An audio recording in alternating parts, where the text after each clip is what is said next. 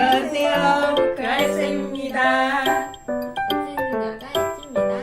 궁금이 마요입니다. 블리블리 천블리입니다. 네, 오늘의 그림을 한번 살펴볼게요. 피테르 브레헬 베들레헴 영아학살. 그림을 가지고 한번 이야기 나눠보도록 할게요. 네. 이거 되게 성경에서 굉장히 유명한 이야기잖아요. 베들레헴 영아학살. 그렇죠. 네. 동방 박사가 헤롯 와서 왕이 어디서 나셨냐? 네, 어디서 어디서 나셨냐? 그러니까 헤롯이 나도 경배하러 가겠다. 나도 어, 알려줘라. 어딨냐. 그랬는데 이제 동방 박사들이 이제 꿈의 계시를 받고 가죠. 그래서 그때 만 2세 이하의 아이들을 다 죽이라는 그런 명령을 합니다. 남자애들을. 맞아요. 너무 좀 잔인한 거 같지 않아요? 그쵸. 당연하지. 그때 처음 먹었어. 이 네. 영화 학살을 제목으로 그림을 그릴 거라고 생각을 못했어요. 그러게. 그 장면은 영화 학살로 해서 그림을 그리는 의도가 뭘까? 그쵸. 그러니까 이거는 의뢰받아서 그렸는지 아니면 본인이 그렸는지 모르겠네요. 아니 우리 저기 존경하는 우리 피테르 브레헬 네. 님께서는 해학과 풍자의 달인이십니다. 근데 항상 또 비판적인 시선을 가지고 계셨거든요. 네, 그래서 이것도 본인이 원해서 좀 그린 게 아닐까. 나중에 본인이 그린 그림도 사후에 다 없애달라고 이런 얘기까지 하신 분인데 그래서 작품이 그렇게 많진 않대요. 그래도 유명한 그림들이 꽤 있잖아요. 이게 왜 없애라고 했냐면 예술품이 탄압받던 시기였던 거예요. 이때 지금 에스파냐 식민지, 맞아. 네덜란드가 에스파냐 식민지 시기인데 이때 밖으로는 네덜란드가 에스파냐한테 공격을 받고 안쪽으로는 카톨릭이랑 프로테스탄트가 막 싸우고 있을 때여가지고 국교 신교. 국교 신교 싸울 때여가지고 그때 이제 예술품들을 다 좀 버리고 막 그래서, 마리아상, 예수상 이런 것도 다 끄집어내서 깨부시고 왜냐면 예술품이 이 신앙에 방해가 된다. 그러면서 예술을 엄청 탄압받아서 이제 브레헬이 자기가 죽고 나서 그림 때문에 자기 가족들이 탄압받을까봐 그럴까봐 다 증거를 하고 말씀하셨구나. 왜냐면 브레헬이 죽을 때 결혼한 지 6년밖에 안 됐대요. 아이고. 첫째가 4살, 둘째가 1살이었대. 그때 자기가 이제 죽게 됐으니까 자기 그림이 남아서 가족들을 힘들게 할까봐 그림을 다 없애달라고. 그런 깊은 뜻이 있었네요. 그들의 실생활을 성경적으로 풀고 막 이래가지고 그게 더 눈에 가시가 그쵸. 됐던 거예요. 그래서 그런 게 많이 염려됐다고 하더라고요. 그럼 이 그림 보면 좀 이상한 거 있지 않으세요? 우리 이 그림의 제목과 이 그림에서 좀 맞지 않는 게 있어. 뭐예요? 보면은 영화 학살이잖아요. 네. 근데 아이들의 시신이 없어요. 찾아보면은 하나 보이거든요. 하나. 엄마 네, 이렇게 저 울고 누워져 있어요. 있는데, 이것만 봐도 너무 좀 마음이 잔인하네요. 그렇죠. 근데 원래 이게 그 영화의 시신이 이게 이 아이만 있었던 게 아니에요. 있었는데 브레일이 그림을 그리고 몇 년 있다가 신성로마 제국의 루돌프 2세 슬로기? 아니 슬로기 아니라 루돌프 2세 왕의 손에 들어가게 됐어요. 그러면서 너무 잔인하다. 그래서 그 시신의 자리를 양 곡식 나귀 거위 등으로 덧대칠한 거예요. 그리고 가축으로? 네, 가축으로. 그리고 보면은 이렇게 하늘이 색깔이 다른 부분이 있거든요. 네. 이 또 누돌프 2세 요구에 의하여서 그 부분이 이렇게 불길로 또 표현이 돼 있었대요. 그림을 그렸대요. 근데 화제처럼? 네, 그렇죠. 화제처럼. 그러니까 아이들의 시신을 지었지만 이 상황을 좀 극대화하기 위해서 그러지 않았을까라는 생각이 들어요. 그런데 300년 후에 이게 이 불꽃이 또 지워져요. 제2의 슬로기가? 슬로기는 아닐 것 같아요. 루돌프.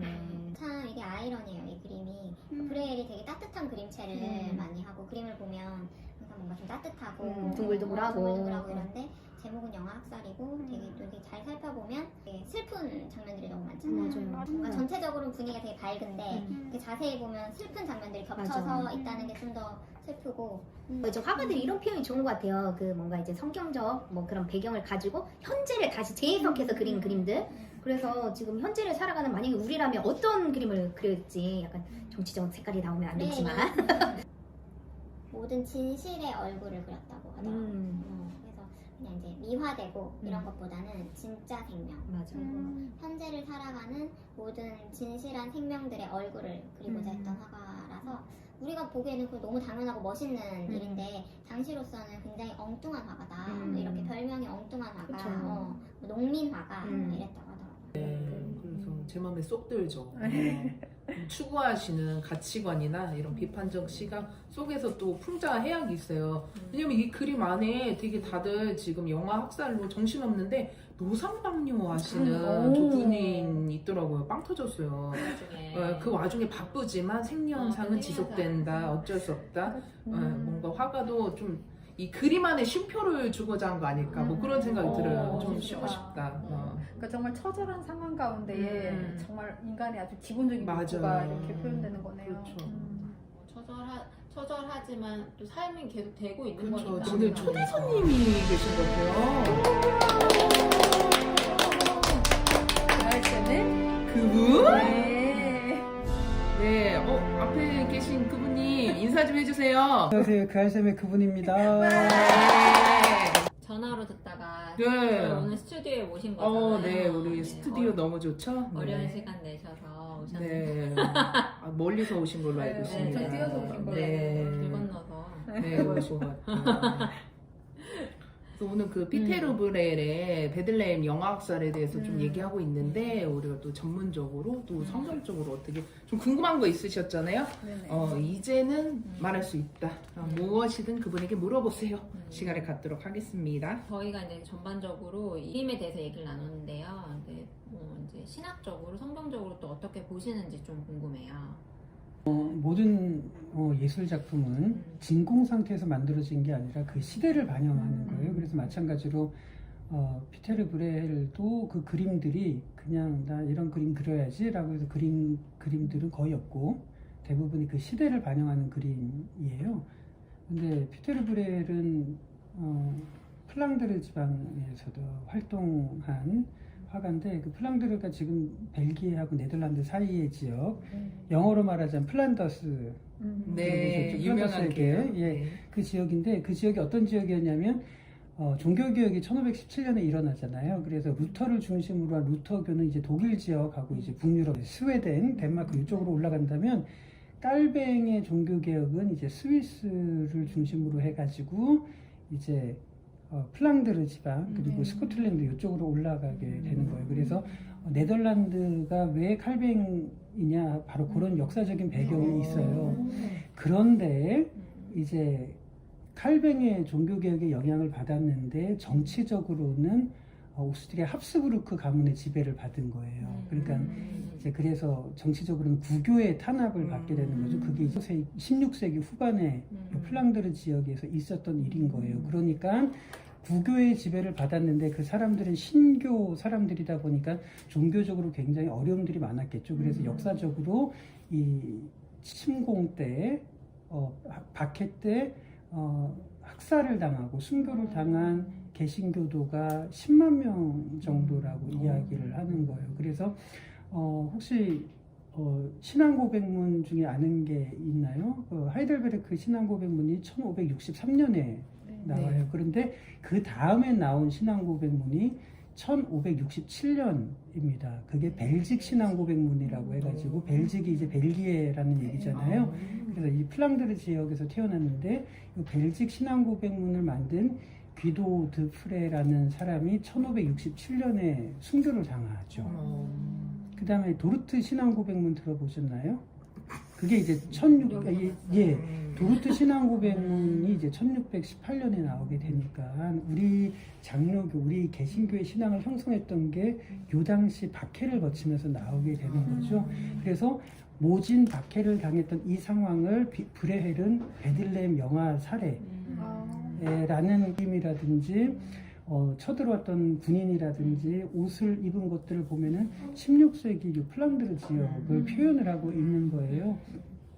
그래서 그림을 한번 보시면 가운데 뒷부분에 빽빽하게 창을 들고 서 있는 이 군대가 이제 알바 공작이 이끌고 온 그 합스부르크 이제 정규군이라고 한다면, 근데 재밌는 그림들이 있죠. 막 알록달록한 그림들, 막 맨 앞부분에 말탄 빨간 군인도 있고, 오른편에 보시면 두세 사람이 막 집 발차면서 막 약탈하러 들어가는 이런 사람들은 저기 알바 공장 이끈 그 군대하고 다르잖아요.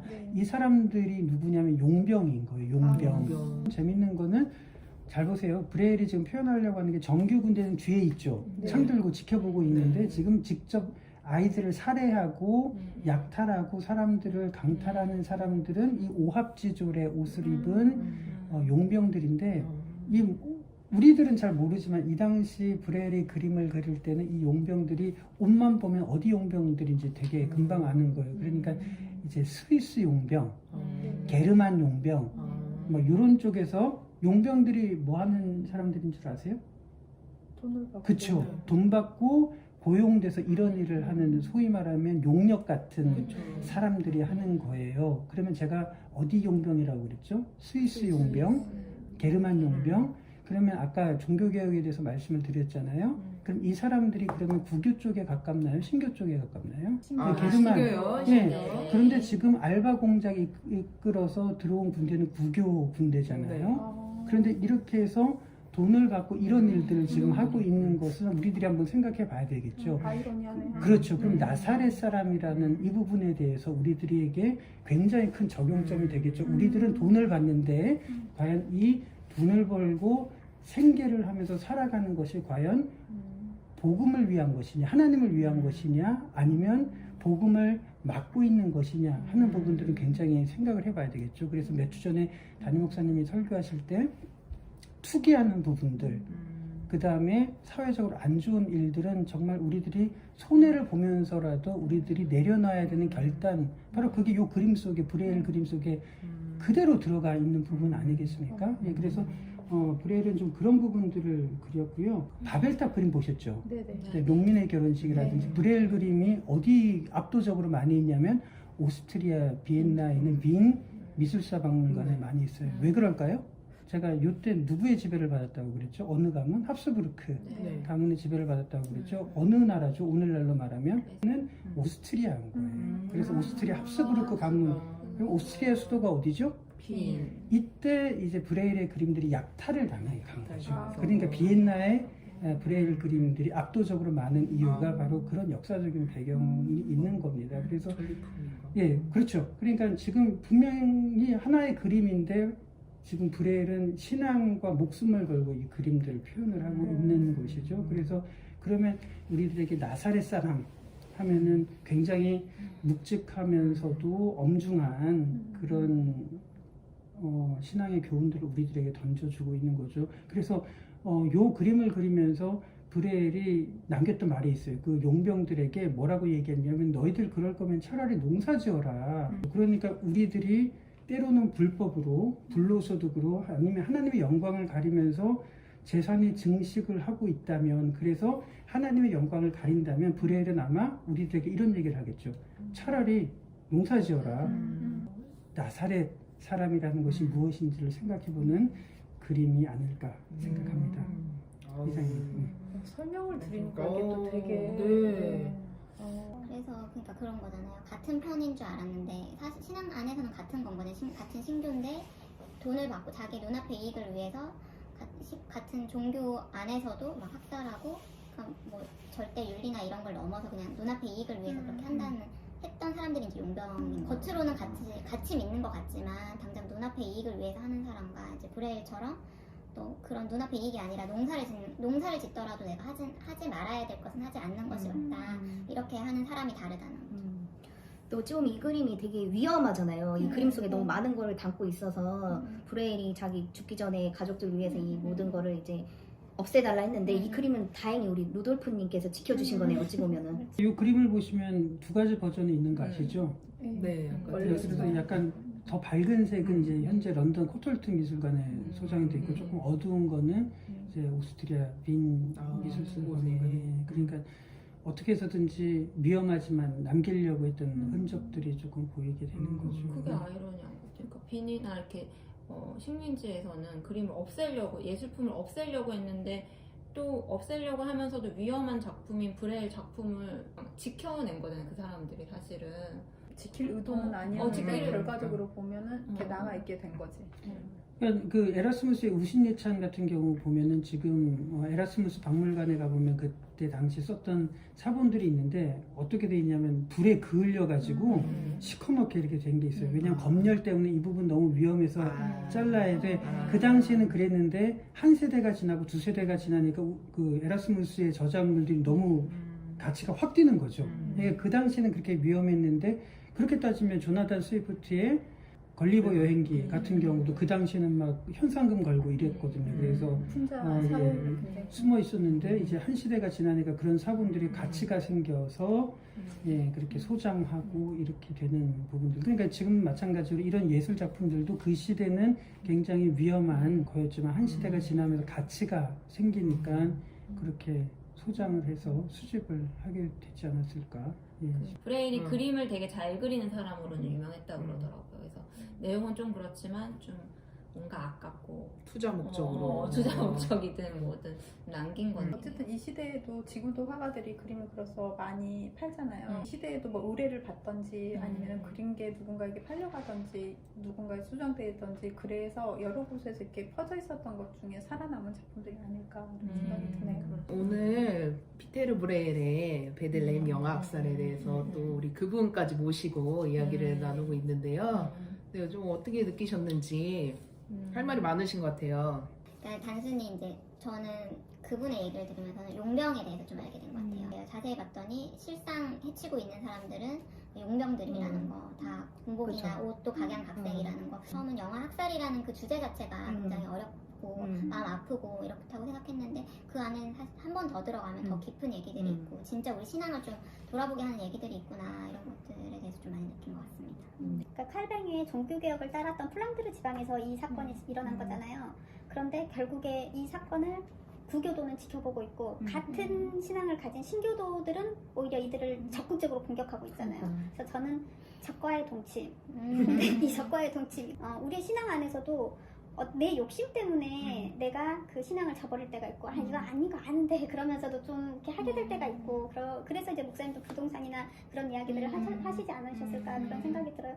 당장 내 눈앞에 뭐 몇 억의 이익이 있는데 그냥 남들 다 하는 거 나도 하면 되는데 그렇지만 그리스도인으로서 그거는 뭐 내가 살 집은 괜찮지만 뭐 우리가 투기할 돈이 없어서 그렇지 우리에게 그럴 돈과 여유가 있다라고 하면 우리는 그걸로 자유로울 수 있을까? 적은 내 안에 있다. 내 안에 그런 욕심이나 내 안에 마음이지 않을까? 또 이제 그림을 현대로 또 갖고 오면 지금 이 시대엔 또 어떻게 말할 건지 우리 같은 또 이제 크리스천인데도 좀 다른 가치관을 가지고 계신 분들이 있잖아요. 모교 뭐 이렇게 그런 사람들이 또 생각하게 하는 또 그림인 것 같기도 하고요.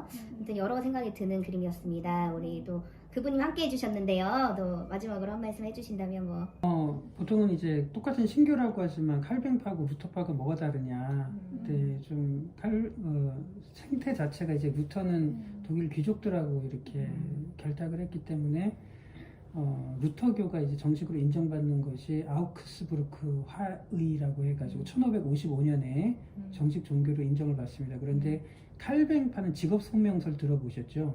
우리들이 어떤 직업이든지 하나님께서 부르신 것이다라고 해서 그러면 자연적으로 귀족들보다 천대받는 그런 사람들이 오히려 칼뱅파를 조금 많이 따랐겠죠.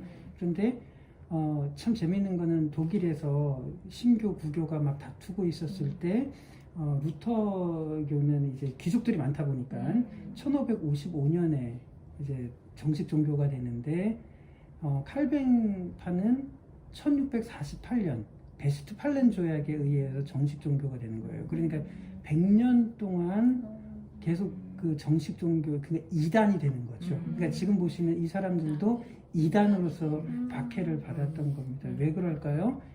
바로 그 부분에 대한 같은 종교개혁의 유산을 받은 사람들이었음에도 불구하고 신분이 다르고 이익이 다르기 때문에 생기는 이런 차별들, 이거 굉장히 좀 안타까운 부분이 아닐까 싶어요. 네. 그래서 그런 부분들이 우리 교회 내에서도 있다면 조금 더 고민을 해야 되지 않을까 싶어요. 그리고 종교개혁자들 중에 루터가 있으면 이제 스위스 쪽으로는 찌빙글리라는 사람이 있었거든요. 엄청나게 싸웠습니다. 신학이 약간 다른 것 때문에 루터가 이제 찌빙글리 보고 뭐라고 얘기했냐면 서로 이제 의견이 다르다 보니까 너는 교황보다 더 나쁜 놈이야. 이렇게까지 얘기한 적이 있어요. 예, 그만큼 근데 참 우리 교단 내에서도 서로 다른 교파로 인해서 이렇게 하는 부분들이 참 많죠. 예, 그런 부분들은 우리가 신분 아니 조금 약간 미묘한 차이 또 이익 뭐 이런 부분들이 있다면 다시 한번 생각해봐야 되는 부분이라고 생각합니다. 이 그림에서도 그렇다. 안과 밖의 싸움이 늘 동시에 있는 것 같아요. 저기 꼭 정해진 군대인 것 같지만 사실 우리 내부에서도 끊임없이 있고 그때나 지금이나 있다. 네. 아니 오늘 또 이제 그림으로 많은 이야기 나눠봤는데요. 이제 마무리해야 될 것 같아요. 지금까지 저희는 가일쌤이었습니다.